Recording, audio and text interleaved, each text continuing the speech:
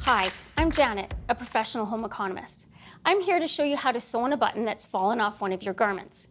You will need a needle and thread, sharp scissors, a dress pin, and of course the button that you're replacing. If your button has fallen off your garment, you will probably have remnants of where it was. I'm going to remove the thread that was there so that it won't get mixed up in the new sewing.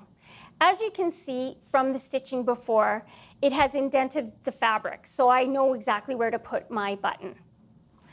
I'm taking the button that fell off and I'm going to place it exactly where it should be. Starting on the back side of the fabric, I'm going to take my needle and put it through the fabric and into one of the holes. Pull the thread through, take your dress pin and placing it between the holes of the button and holding it in place with my other thumb. Taking your needle, I'm doing a crisscross stitch because I'm matching the other button. I'm going to push it down through the top of the fabric right to the back and pull.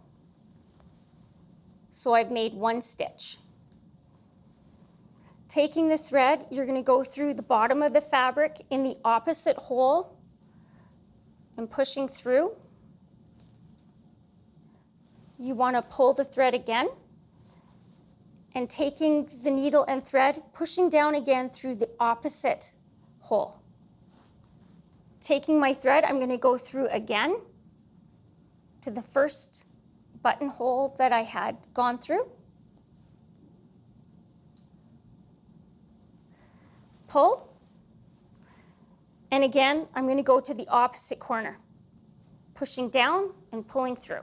I'm going to repeat this at least 4 or 5 times per stitch to make it secure.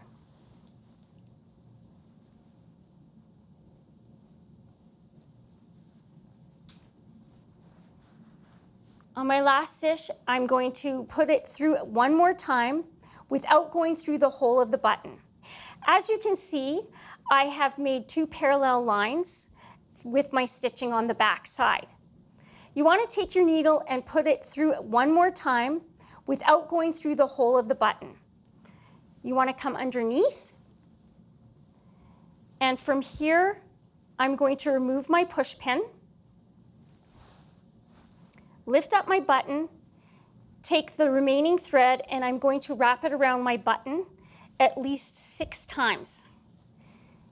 And the reason I'm doing this is I'm actually creating what's called a shank.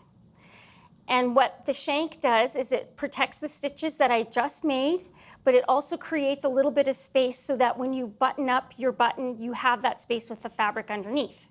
To finish off our button, you want to take your thread and needle, push it right back down underneath to the back side of the fabric again, just like that. I am now going to make a knot. So taking your needle, I'm just going to make a little insertion by the other threads, just like that. Pull until you have a little loop. Take your needle and put it through the loop and pull, just like that.